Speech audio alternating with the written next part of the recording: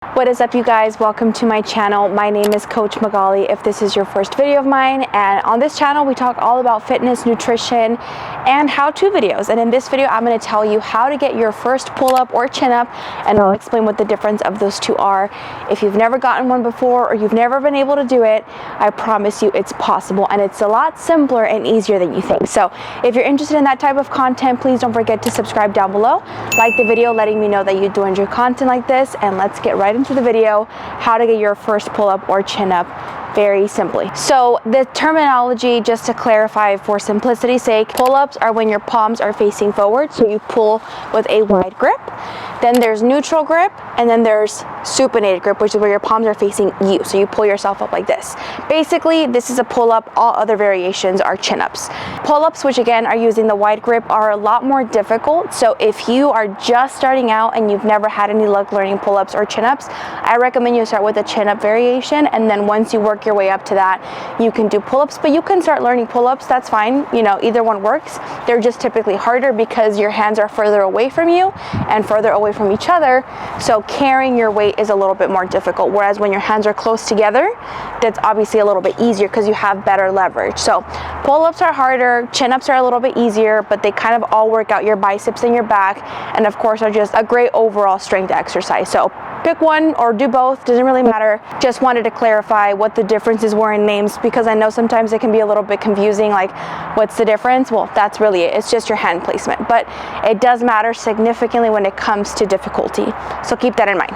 But it's all pretty much the same concept. You're pulling yourself up using some bars, and typically to start off you want to have some sort of assistance, because getting your body weight up by yourself can be quite challenging, especially if you've never done them before. So the method that I'm going to use in this video to work up to your body weight is resistance bands, which are these guys, and I like to have a collection of a few different tensions. So obviously the thicker the band, the more the tension, the thinner band, the less tension. So typically when you use bands and other types of exercises, the thinner the easier, the thicker the harder. But when it comes to pull-ups and chin-ups, it's the reverse. So the thicker the band is, the more it's going to help you, and the thinner bands, the less it's going to help you. Now you obviously have assisted machines at the gym that help you do that. Not everybody has that kind of machine. I don't personally have that machine, so I just go with this method, because pretty much as long as you have a pull-up bar of some kind and you have some bands, you can learn how to do pull-ups too. So they're pretty affordable on Amazon. I'll link a bundle that I recommend to everybody down below if you're interested in purchasing one of these. Everybody starting resistance is going to be different, because you know, everybody's different, everybody has different strengths, everybody's at a different level. So I would just say go with the thicker bands to start off, and then if it's easy you can always go down. But typically people are going to have to start with more assistance because of the nature of how difficult this exercise can be at first. So thicker band, and maybe you might even have to pair some bands together to offer even more resistance. So I'm going to show you a couple of examples, and then I'm going to show you the steps to take to eventually not have to use any of these and be able to pull your own body weight up without any help. So let me show you that. So excuse my face, the sun is in my face right now. I'm going to be squinting a little bit, but my pull-up bars are right here, and I'm going to use a box about this high.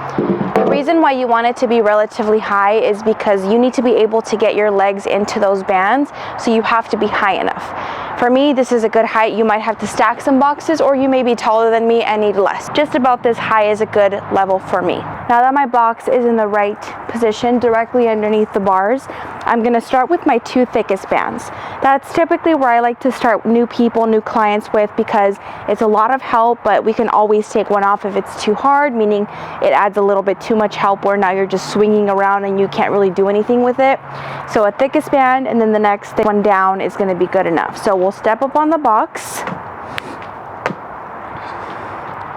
Make sure they're smooth, not all tangled up. Loop them in the bars that are closest together, because then that's going to give you the most room with the band.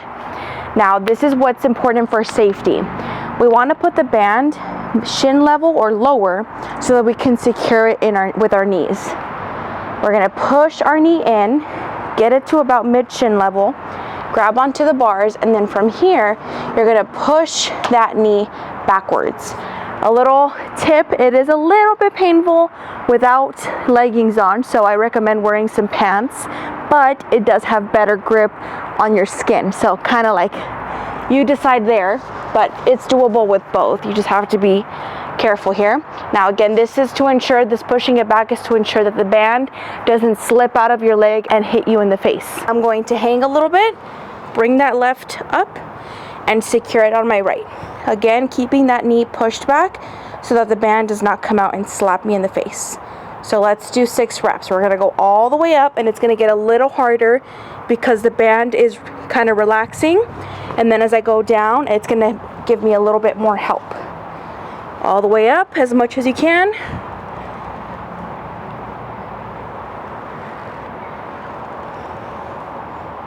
You want to make sure that we're not swinging back and forth like this. When you pull, try to stay upright and practice the form like that. All the way down. And then to rest, so that again we don't slap our face, we're going to release that leg that was tied, stand up, and then with the opposite hand, take it out of the legs. Again, why it's important to be this height is I'm able to do that safely. Once we establish that starting point of resistance, we can get 4 to 6 reps. That 6th rep is really difficult. We're just going to work our way up to get to 10 reps. Once you get to 10 reps at a certain resistance, you're ready to take it to the next level. And the next level is either removing completely the second band and just relying on one, or adding or keeping the really thick band and adding a thinner one. For instance, we were just using these two. I either remove this orange one altogether and just use this one, or I remove the orange one and I bring in a slightly thinner band. As you can see, there's a little bit of a difference in thickness there. This one's a little thicker, meaning it's easier. This one's a little thinner, so it's a little harder. And so you get 4 to 6 reps on this.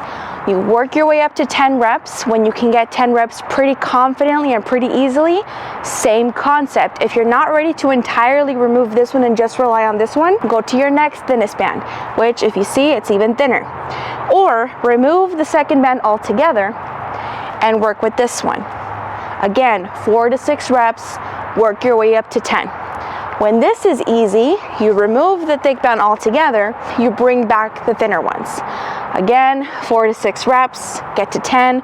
Once it's easy, remove the thinner one, so on, and so on. And once you get to a point where you're using the really thin bands either by themselves or together, and you're able to get 10 reps, at that point, you're ready to attempt your first body weight pull-up or chin-up. And the time frame between this, starting from the thickest band to being able to do body weight, is gonna be faster if you practice pull-ups and chin-ups at least 2 times a week. So if you have a workout split that you do upper body and lower body separate, do it on every single upper body day. If you're doing full body days, do it on all your full body days. Just get as much practice as you can and always aim for those 10 reps and get as close as you can each time until you do, and then you graduate to the lighter resistance. And that's pretty much it. Like I said, there's assistance pull-up machines that you can also use. Like for example, if you have that machine available to you, you can do one day where you practice with bands, and then the second day, to add a little bit of variety, you practice with the weighted one. And same thing with that one. The more weight is on the machine, it's like having more bands. There's more help. The lighter that machine is, so it's kind of the opposite to any other weighted machine that we have. The lighter the weight, it just means that it's helping you less, and so it's going to be heavier and harder. Just like if we were to make this lighter, that means that you have to do more of the work. And that pretty much sums up how to get your first pull-up and chin-up. Obviously, you guys, this is going to take a little bit of time. It's a lot of practice. It's a lot of repetition. Some sessions are going to go great. Other sessions you won't get the reps that you wanted. Just adjust the resistance. Always make sure that you're able to get 4 to 6 reps at the very least. And if one day that means you have to add more resistance back because that week you're just not having it, that's totally fine. It's part of the process. Just keep working towards those 10 reps, and once you reach them, then you make it easier, repeat, easier, and repeat. And that's it. That's how you get your first chin up, pull up, whatever you want to do. The main things are having a mode of progression and a way to track your progress. Again, bands and the type of bands that you use, or the weight that you have on the weighted pull-up machine. And then you are practicing and repeating the movement multiple times a week. That's going to be the best in terms of progress. It could be a few weeks before you get your pull-up, your first pull-up, a couple of months. But as long as you keep going and as long as you keep practicing, it's just a matter of time before you get there and you're able to flex your own body weight pull-up. That concludes this video. I hope you guys found it helpful. Let me know in the comments below if you found this useful. Let me know if you have a pull-up machine or if you want to do the banded version. They're all great options. Just again, find the method that works for you. But again, I like the bands a lot more, and anyone can do them as long as you have a pull-up bar. So thank you guys so much for watching. I hope you found this video helpful. Don't forget to subscribe before you leave for more content like this. Like the video to let me know you enjoyed it. And if you know somebody who's been struggling with their pull-ups or chin-ups, feel free to send them this video as well. Hopefully help them out too. Thank you for being here. I appreciate all of you, and I will catch you in the next one. Peace out.